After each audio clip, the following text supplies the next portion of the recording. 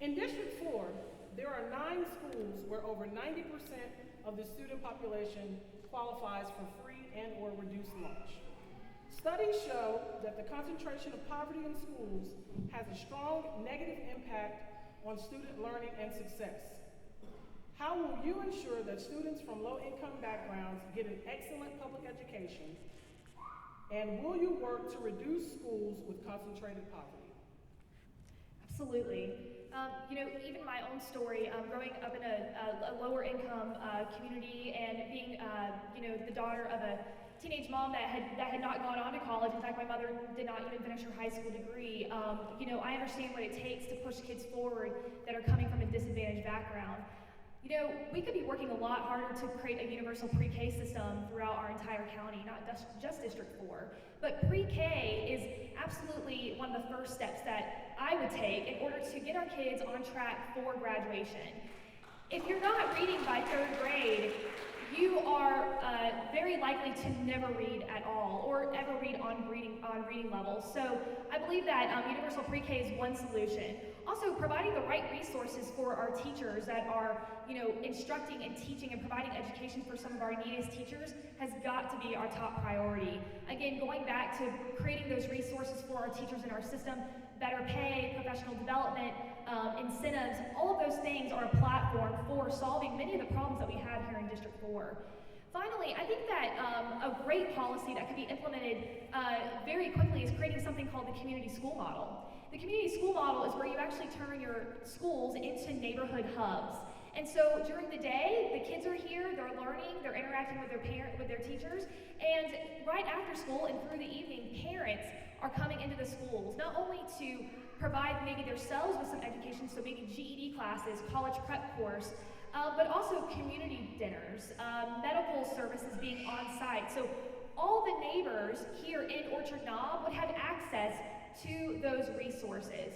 Really, the sky is the limit on what you could do with community schools, but this is a way to not only provide access and resources for the kids in our schools and start changing their scenario, but also start taking the families in our neighborhoods and start giving them opportunities to become more socioeconomically viable. And also, it creates another opportunity for parent engagement. So I would absolutely be a supporter of rising our kids up, because what is the point of being up here if that's not the point of this whole thing?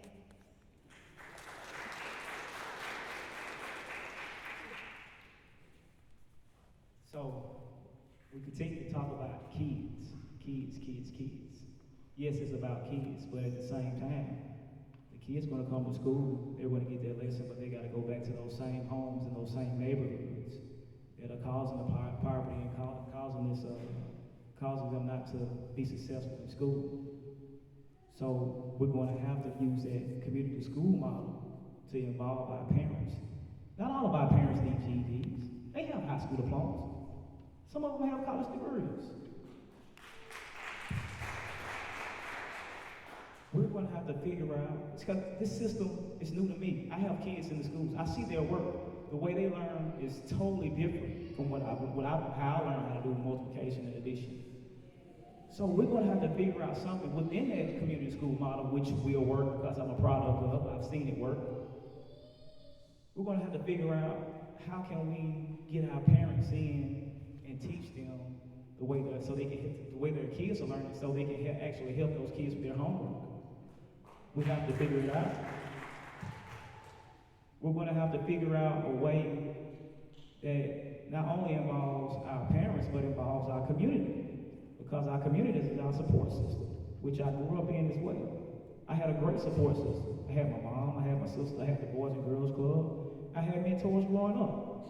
So in order to decrease this problem and help these kids be successful, we're going to have to involve not only the kids, but we're going to have to involve the parents and the community. Like they always say, Nuba strong, right? We have to be Chattanooga strong. And right now, we're not Chattanooga strong. We're district strong. We got to be Chattanooga strong. Thank you. District 4, 13 schools, 9 private. All of my schools, and I love every one of them. I love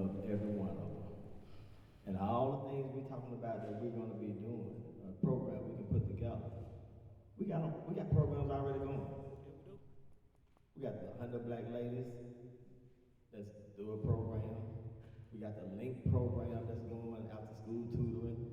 I think you have some people from GPS over at your schools this summer doing some tutoring. We put a tennis program together. You know, sometimes people need to understand, you got stuff going on.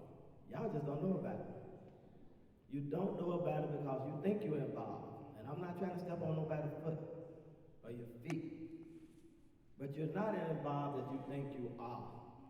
If you're serious about changing things in the community, and I'm gonna say this word, and I want you to get what I'm gonna say. Let's integrate. Let's integrate. And when I say integrate, I'm not talking about color. I'm talking about income. I'm waiting on a Martin Luther King, Rosa Parks to come from that high middle class income to bring their kids to Achinal, to bring their kids to Achinal Middle School, to bring their kids to Howard. We got it out at Howard. We got a good community, middle class community. If you want to say middle class, my wife said you either rich or you're poor. Only thing middle class got is more debt than we got. So, but real, let's integrate. Get serious. Who in this audience is gonna be the first one to enroll their kid at Howard? Who gonna be the first one? I bet you I can't get a volunteer in this room. But if you're serious about education, who's got an elementary kid gonna bring them over here to Achinal? We'll let them in, it don't matter what they zone for. See, if we wanna change property, you all, we got to do what we're doing in our community. We got to mix income. We're doing it in Bushtown, you're doing it all down Main Street, you're doing it in North Chattanooga, and you holler, we got a mixed community. But where your babies? But you're serious about education. Put your feet where your mouth is. Don't just talk that talk. I want you to walk that walk. Play day is over, you all. Our school system gonna be successful no matter what we say. Whether either one of us can be represented on that board, it's gonna be successful. Things don't never stay at the bottom, they're gonna go up. And I don't look at it being at the bottom anyway. I look at it as opportunities for us to continue to grow.